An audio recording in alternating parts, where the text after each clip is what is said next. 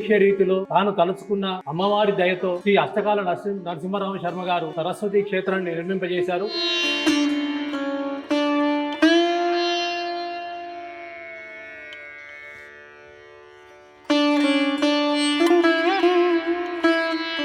బాసర్లో గురువుగారు మాసాయిపేటలో అఖండానంద సరస్వతి స్వామి వారి ఆజ్ఞ తీసుకొని తపస్సు చేయడానికి వెళ్ళినారు ఆయన.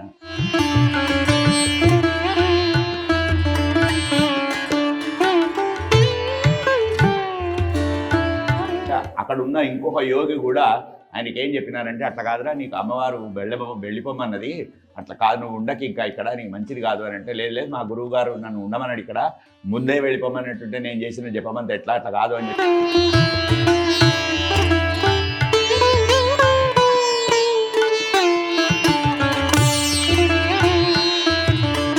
కొంత ఎందుకైనా మంచిది, ఇంక కొంచెం నిలదొక్కుకోవాలి, నేనేంది గుడి కట్టడం ఏంది, బడి పంతులు ఉద్యోగం నేను చేసేది, నన్ను గుడి కట్టమంటామంటే అట్లా ఎట్లా అవుతుంది అని, సాధ్యం కాదేమో అని.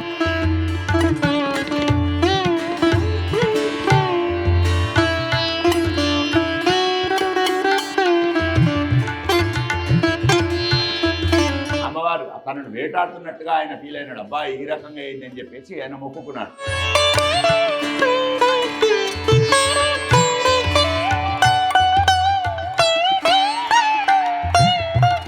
రాగి దొన, పాల దొన, నేతి దొన అని 3 దొనెలు ఉన్నాయి ఇప్పుడు. ప్రస్తుతానికి అంతకుముందు 7 దొనెలు ఉండేవంట అప్పుడు.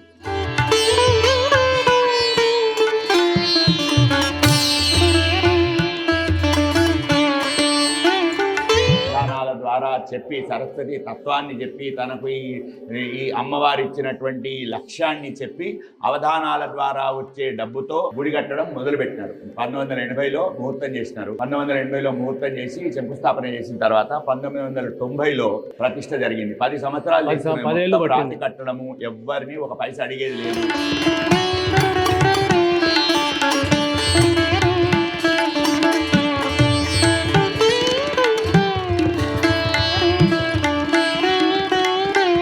సిద్దిపేట జిల్లా అనంతసాగర్ శ్రీ సరస్వతి క్షేత్ర నిర్మాత అష్టకాల నరసింహరామ శర్మ గారి కుమారులు, క్షేత్ర ధర్మాధికారి విద్యా మనోహర శర్మ గారితో special interview. Real talk with AK.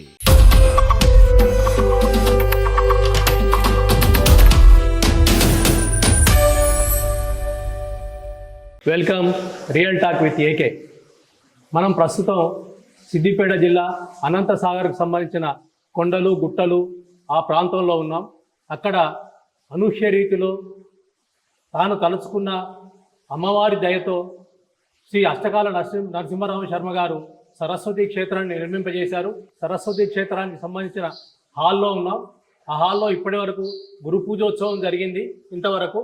ఇప్పుడు మనకు ఈ సరస్వతి క్షేత్రము, సరస్వతి యజ్ఞాల ప్రాశస్త్యత గురించి వివరించడానికి మన ముందు విద్యా మనోహర శర్మ గారు, అష్టకాల నరసింహ శర్మ గారి పుత్రుడు ఉన్నారు.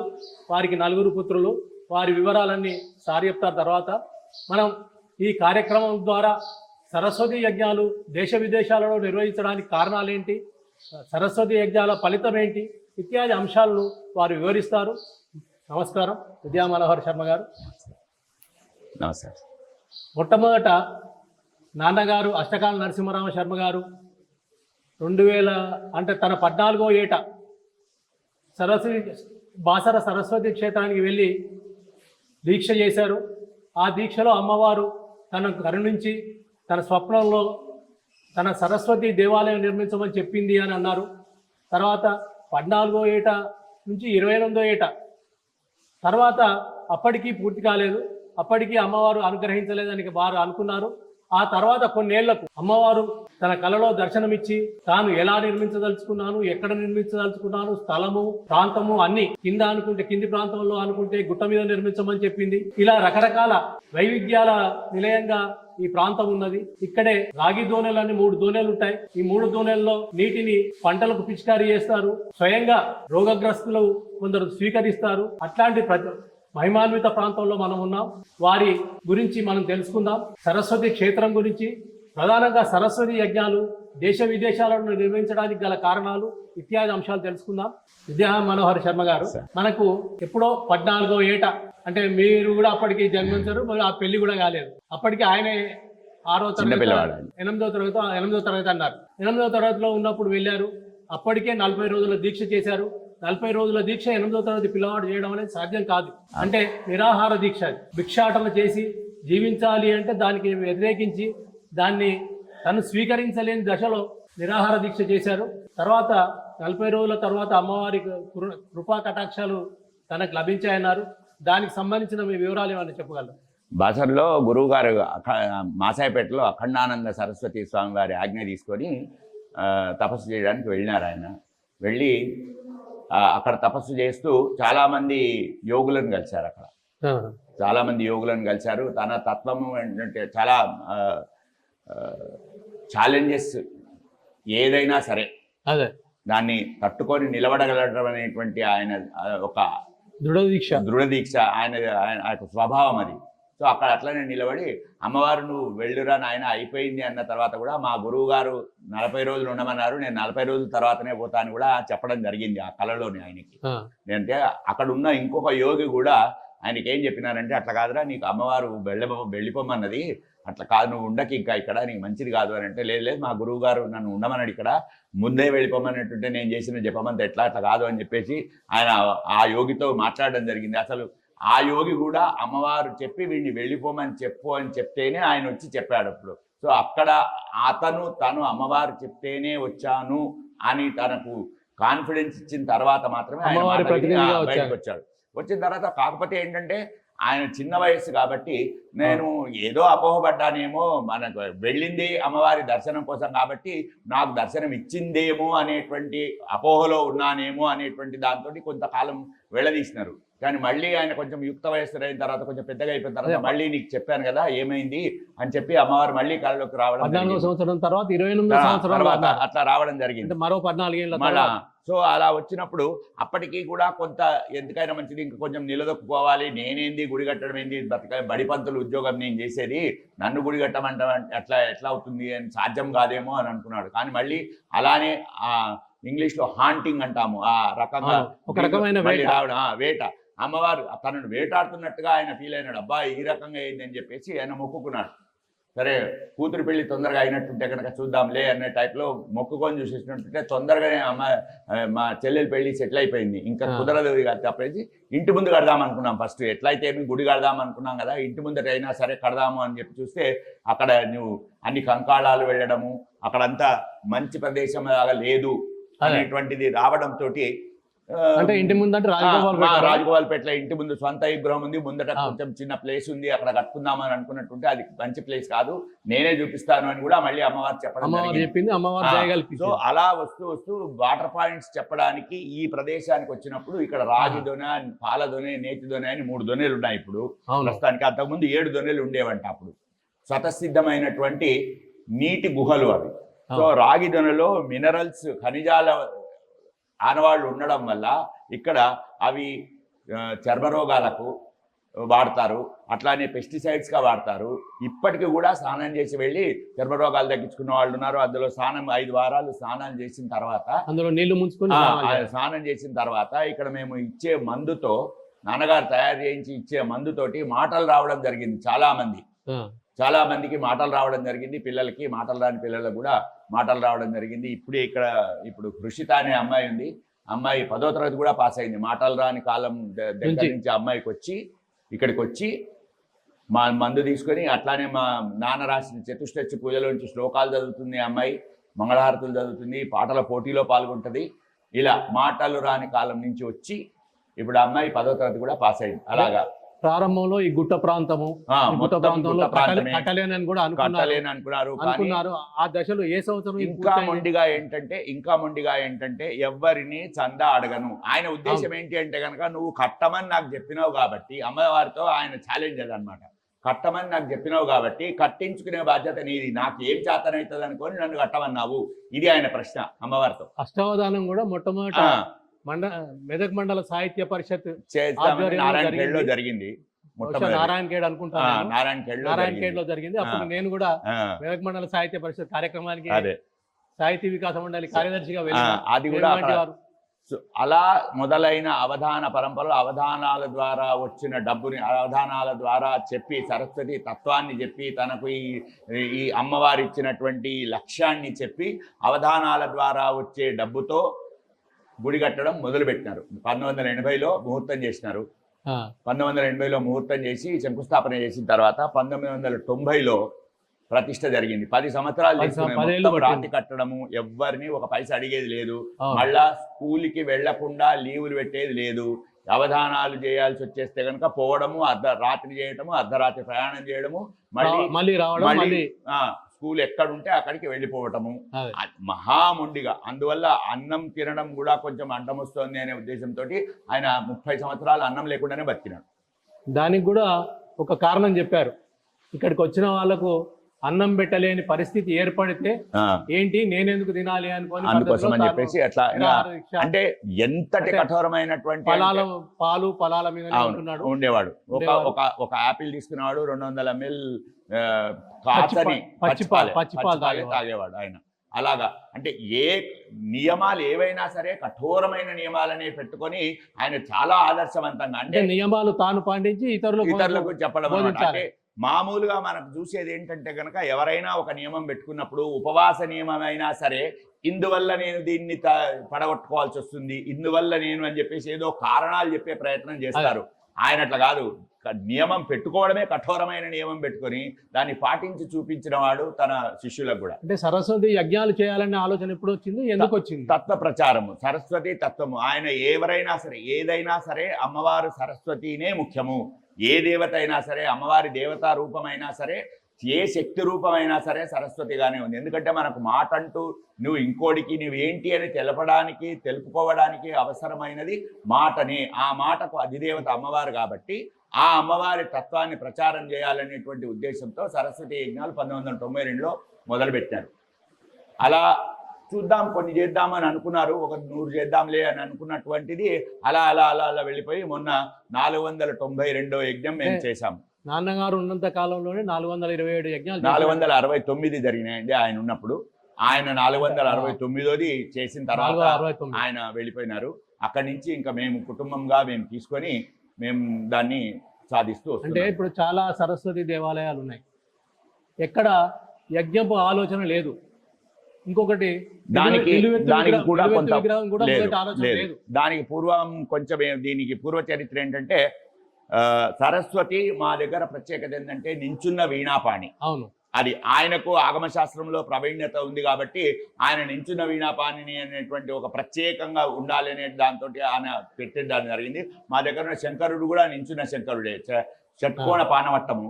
షట్కోణ పానవట్టం అంటే నించుకున్న శంకరుడు అనమాట. సో దేవతలందరినీ నించుండబెట్టి ఉద్దేశం ఏంటంటే కనుక ఎప్పుడంటే అప్పుడు రెడీగా ఉన్నట్టుగా సామాజిక పరమైన సంసిద్ధత సామాజిక పరమైన ఇంటర్ప్రిటేషన్ దానికి. కాకపోతే ఆయన ఆగమశాస్త్రం తెలిసినవాడు కాబట్టి ఆయన చేతి కింద 190 దేవాలయాలు ప్రతిష్ఠ అయినాయి. మా ఈ సరస్వతి ఆలయం అయిన తర్వాతనే మెదక్ జిల్లాలో సరస్వతి ఆలయాలు అంటూ రావడము మొదలు పెట్టడము. సరస్వతి అమ్మవారికి కూడా ఆలయాలు కట్టచ్చు, ప్రత్యేక ఆలయాలు కూడా అప్పుడు వెళ్ళడం స్టార్ట్ అయింది. అప్పుడు అంతకుముందు లేవు. పూర్వకాలంలో సిద్దిపేట మండలం రావురూకుల్లో సరస్వతి విగ్రహం ఉంది, అదే కానీ సరస్వతి ప్రత్యేక దేవాలయం లేదు. అట్లా ప్రత్యేకంగా ఒక దేవాలయము అనేటువంటిది నిర్మించడం అనేది జరగకుండా మామూలుగా అమ్మవారి విగ్రహాలను పెట్టుకొని సరస్వతి ఉండడం అనేది అప్పటి నుంచే ఉంది. మనిషి మాట్లాడడం మొదలుపెట్టినప్పటి నుంచి సరస్వతి ఉంది. కానీ ఆ సరస్వతి తత్వాన్ని ప్రచారం చేసేసి సరస్వతి గొప్పతనాన్ని అందరికీ తెలియజెప్పడం కోసము ప్రత్యక్ష సరస్వతి అని పూజ కూడా చేసేవాడు. ఇక్కడ మా ఉత్సవాలలో ప్రత్యక్ష సరస్వతి పూజ యొక్క ప్రత్యేకత ఏంటి అంటే కులం చూడడం లేదు, మతం చూడలేదు, ఎవరి అని చూడలేదు, పెద్ద చిన్న ఏమీ చూడలేదు. వాళ్ళల్లో ఏదైనా ప్రతిభ ఉంటే సాష్టాంగం ఇక్కడ పిలిపించి వాళ్లకు సన్మానం చేయడం. ఆయన చూసింది సరస్వతి. అలా క్రిస్టియన్ సోదరులను పిలిపించి చేశాడు, ముస్లిం సోదరులను పిలిపించి చేశాడు. ఇక్కడ ఏ కులము ఏ మతము అనేది ఏమి లేదు. వాళ్ళని పిలిపించడము, అమ్మవారిని వాళ్ళల్లో చూడటము, సాష్టాంగ నమస్కారం చేయడం. చిన్నపిల్లల పెద్ద పిల్లల అని కూడా ఏమీ చూడలేదు. చిన్నపిల్లలు ఎవరైనా నాట్యం చేశారు అంటే వాళ్లకు ఆశీర్వాదం ఇస్తూ సాష్టాంగం. అక్కడ సాష్టాంగం ఎవరికి అంటే సరస్వతి. సరస్వతి.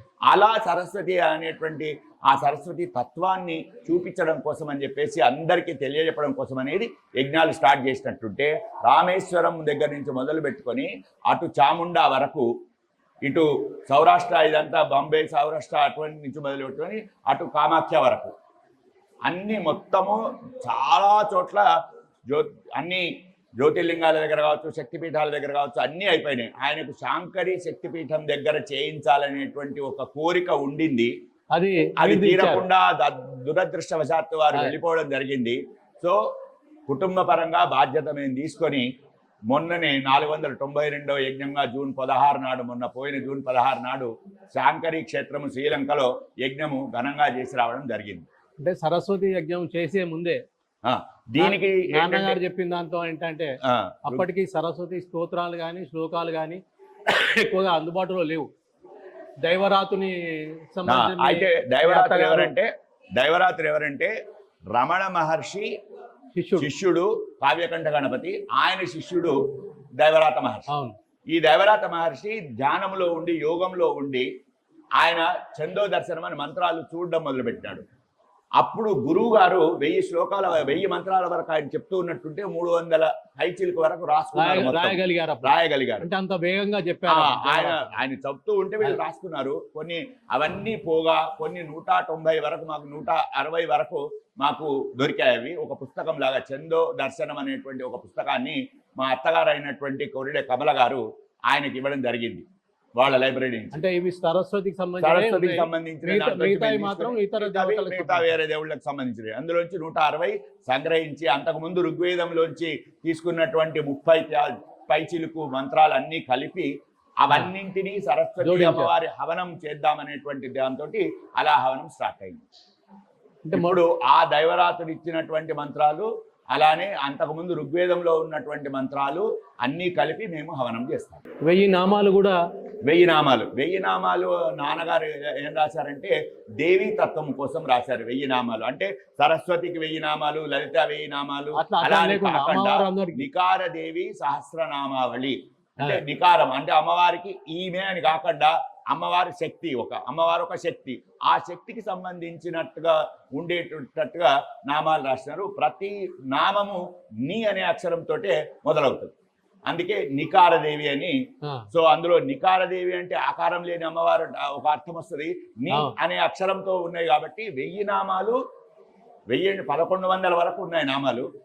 అన్ని నామాలు కూడా నీ అనే అక్షరంతో మొదలవుతాయి, అన్ని మొదలవుతాయి, అట్లానే మొదలవుతాయి. అదే నామాలు చెప్పి నాకు ఇక్కడ ప్రతి శుక్రవారము పూజ జరుగుతుంది. మొట్టమొదటి సరస్వతి యజ్ఞం ఇక్కడే జరిగిందా ఇంకా వేరే ప్రాంతంలో?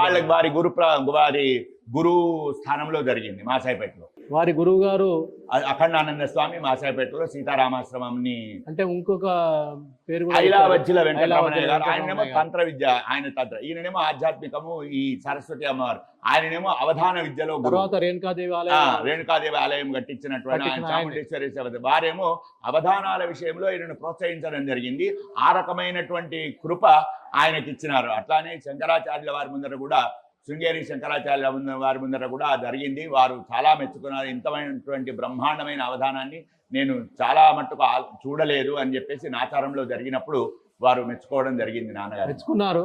అంటే ఇంకొక చిన్నది ఏంటంటే అప్పుడు శంకరాచార్య పీఠానికి తీసుకోవడానికి నిరాకరించారు అనేది ఒకటి ఉంది. నిరాకరించడం అనేది దాని మీద కామెంట్ చేయగలిగే పెద్ద విజ్ఞత నాకు లేదు. నాన్నగారు చెప్పిన మాట మాత్రమే నేను చెప్పగలుగుతాను. వారేంటంటే దైవరాత మహర్షికి సంబంధించినంత వరకు ఈ యజ్ఞాలు మీరు చేస్తున్నారు కాబట్టి మేము తీసుకోవడం కుదరకపోవచ్చు, కొంచెం విభిన్న వర్టికల్స్ అవుతాయి అనే ఉద్దేశంతో చెప్పినప్పుడు వారు నమస్కారం చేసి వచ్చేసింది. ఎందుకంటే తను నమ్మిన దాన్ని పట్టుకొని. కాకపోతే ఇప్పటి వరకు కూడా సిద్దిపేట నుంచి ఎవరు వెళ్ళినా సరే అష్టకాల వారు ఎలా ఉన్నారు అని అడిగేటువంటి ఒక సామీప్యతని ఆయనకు అంత సౌకర్యాన్ని అందుకోగలిగినారు. కాబట్టి ఇది వేరు. కానీ ఆయన ముద్ర అక్కడ ఎంతవరకు అంటే అక్కడ కూర్చున్నారు అని అంటే కనుక పిలుపు, అక్కడ బయట ఒక దంపతులు కూర్చున్నారు, వాళ్ళని రమ్మనండి అని చెప్పి పిలిపించుకున్నంత సౌహార్దత వారు చూపించినారు వారి మీద. కాబట్టి అది ఇది వేరు. తర్వాత కుంతాళం పీఠంకి ఇచ్చారు. కుర్తాళం పీఠానికి ఇప్పుడు మా ఆలయాన్ని అనుబంధం చేసినాము కుర్తాళం పీఠానికి. అంటే ఈ సరస్వతి యజ్ఞాల నిర్వహణకు అయ్యే వ్యయం అంతా భక్తులే ఒక్కడే నిర్వహించాలనేది ఆ, ఎవరో ఒకరే అనేది ఎవరో ఒకరే. మొట్టమొదటి నుంచి నియమం పెట్టుకున్నారు నాన్నగారు. అవును ఆ నియమం అలాగే కొనసాగుతుందా లేక కూటమిగా లేదా ఏర్పడిన సంఘం ఉంది కాబట్టి ఆ సంఘంగా నిర్వహిస్తున్నారు? లేదు, ఇప్పటి వరకు అయితే అన్నీ ఒక్కరే. ఎవరైతే యజ్ఞకర్త ముందుకు వస్తారో ఆ యజ్ఞకర్తనే పూర్తి స్థాయిలో నిర్వహించడం జరుగుతుంది. అంటే మీరు దేశ విదేశాల్లో వివిధ రాష్ట్రాల్లో నిర్వహిస్తారు, అది అప్పుడు ఆర్థిక భారం అది నాన్నగారి కోరిక మేరకు శ్రీలంకలో చేయడం జరిగింది. శ్రీలంకలో కూడా గట్టు ప్రవీణ్ ఒక్కరే చేశారు. గట్టు ప్రవీణ్ ఒక్కడే చేశారు. గట్టు ప్రవీణ్ వాళ్ళ నాన్నగారు గట్టు కృష్ణమూర్తి గారు, గట్టు కృష్ణమూర్తి గారు ఇద్దరు కలిసి ముందు అనుకున్నారు వాళ్ళు. కానీ దురదృష్టవశాత్తు గట్టు కృష్ణమూర్తి గారు పరమపదించిన తర్వాత నాన్న అయ్యో మరి యజ్ఞం ఎట్లా అనుకున్నారు. గట్టు ప్రవీణ్ ముందుకు వచ్చాడు, మా నాన్న చేస్తా అన్నాడు కాబట్టి నేను చేస్తానయ్యా అని చెప్పేసి ఆయన ముందుకు వచ్చాడు. అప్పుడు కరోనా వచ్చింది.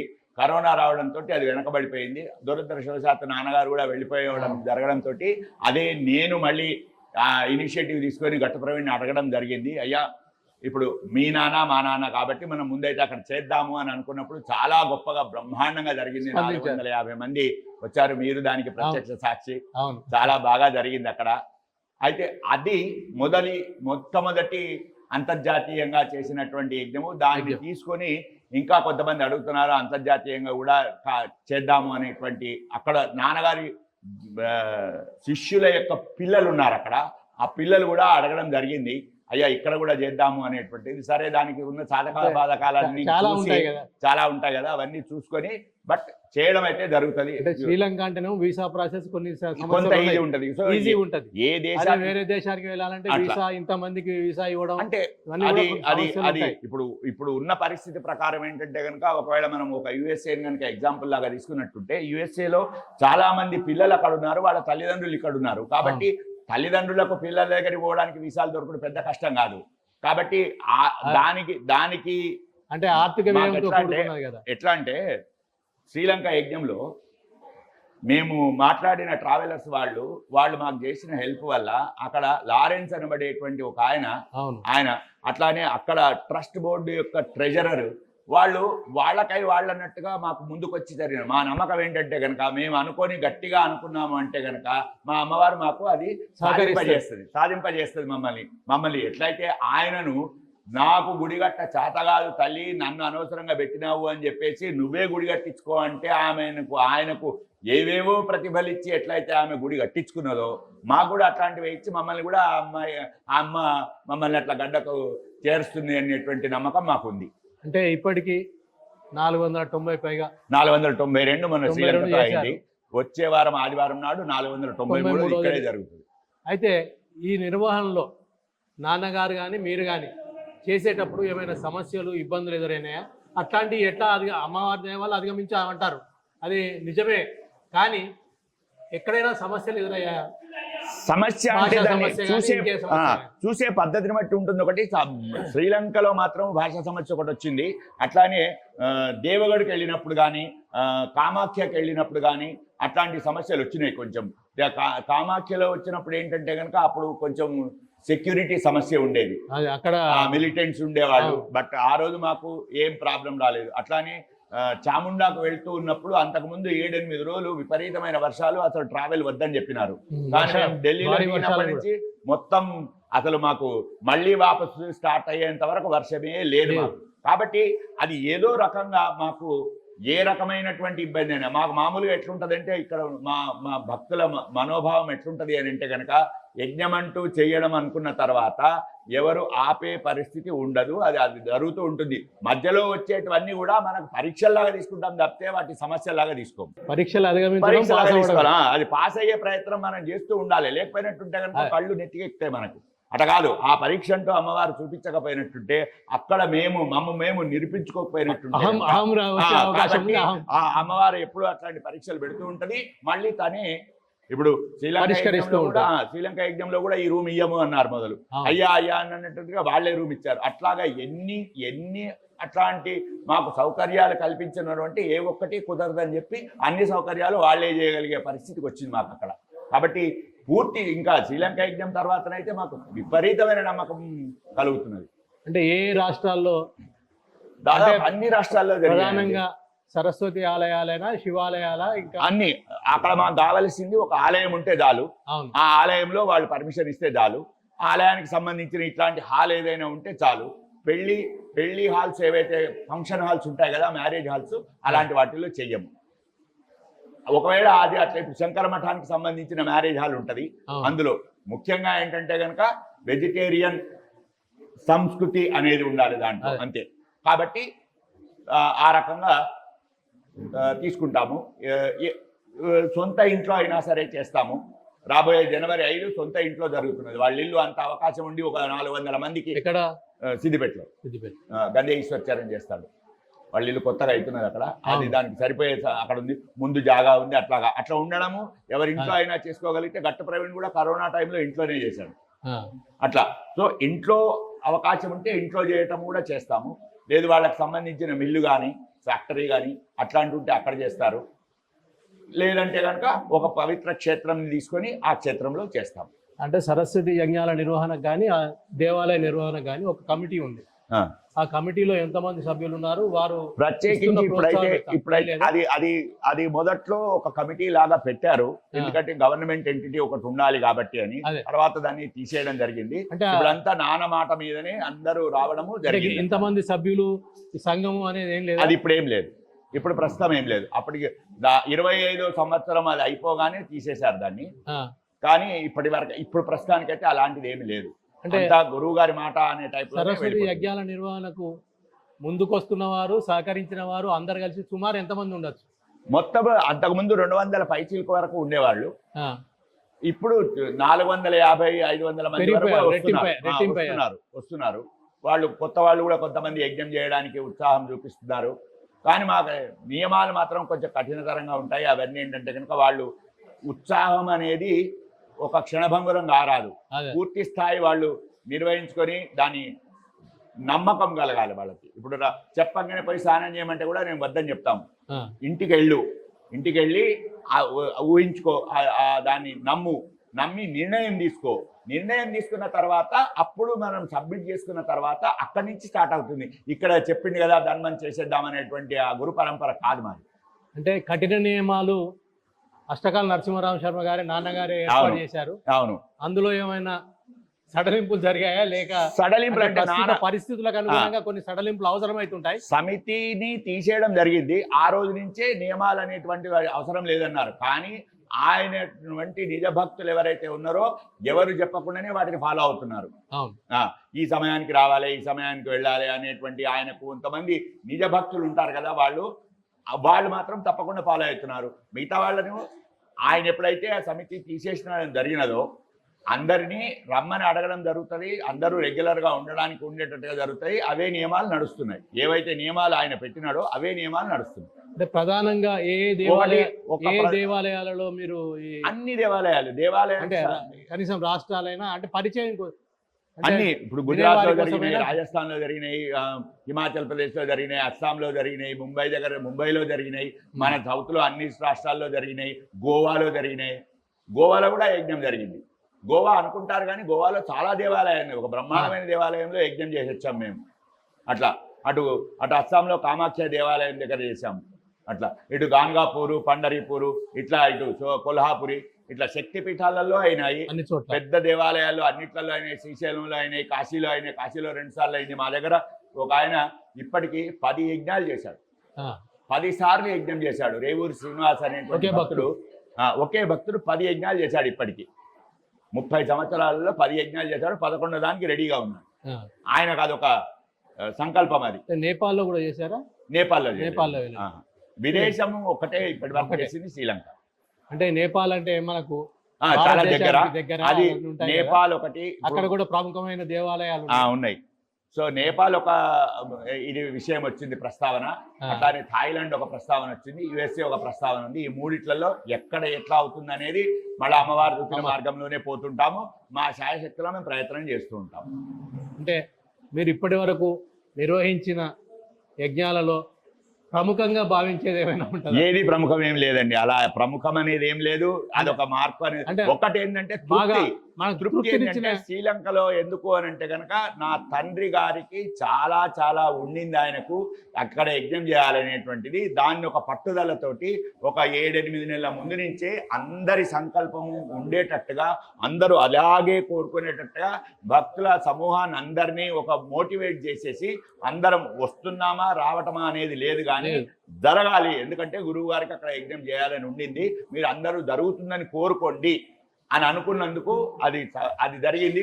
అది కొంతవరకు నేను చిన్నపాటి ప్రాధాన్యత ఇవ్వడం జరిగింది. ఎందుకంటే తండ్రిగా ఆయన తండ్రి కోరికను తీర్చినందుకు ఆ రోజు ఫాదర్స్ డే అంటే కూడా చెప్పారు తర్వాత. అవును, అంటే అంతమంది భక్తులు వస్తారని మీరు కూడా ఊహించలేదు. మేము 250 మంది నుంచి 300 మంది వస్తారనుకున్నాము, కానీ 450 పైన వచ్చారు అని చెప్పేసి తర్వాత తెలిసింది. అక్కడ వాళ్ళు కూడా కొంతమంది వచ్చి భోజనం చేసి వెళ్ళారు, తర్వాత భోజనం పెట్టడం జరిగింది. సరస్వతి యజ్ఞాల నిర్వహణ గురించి, వాటి ప్రాధాన్యత గురించి వివరించారు విద్యా మనోహర్ శర్మ గారు. వారి 4 సోదరులు, ఇప్పుడు 2 సోదరులే ఇక్కడ ఉన్నారు, మరో 2 సోదరులే అందుబాటులో ఉన్నారు. వారు తమ అభిప్రాయాలు కూడా తర్వాత వెల్లడిస్తారు. ఈ యజ్ఞాల నిర్వహణ అనేది అసాధ్యం అనుకునేది సుసాధ్యంగా మారుతున్న దశ. అంటే సిద్దిపేట ప్రాంతం నుంచి ఏది నిర్వహించినా, ఏది చేయాలనుకున్నా అది ఆధ్యాత్మికమైన ఇంకా మరే కళారంగమైన ప్రముఖంగా దేశమంతటా చాటి చెప్తున్న పరిస్థితి ప్రస్తుతం నెలకొన్నది. సిద్దిపేట ప్రాధాన్యత అంటే సిద్ధించిన ప్రాధాన్యత అనేది నిర్వహిస్తున్నారు. అనంతసాగర్ కూడా సిద్దిపేటకు 25 కిలోమీటర్ల లోపే ఉంటుంది. అష్టకాల నరసింహ శర్మ గారు కూడా సిద్దిపేటలో నివసించేవారు. ఇవన్నీ మనకు వివరించినందుకు విద్యా మనోహర్ శర్మ గారికి ధన్యవాదాలు, నమస్కారం. మరో కార్యక్రమం ప్రముఖంతో లేదా ప్రముఖ సంస్థతో ఆధ్యాత్మిక ఇత్యాది కార్యక్రమాలు, ఒక ఆధ్యాత్మికనే కాదు సేవారంగం కానీ వివిధ రంగాలకు సంబంధించిన ప్రముఖులతో మీ ముందుకు పరిచయం చేస్తాం. Real talk with AK. ధన్యవాదాలు.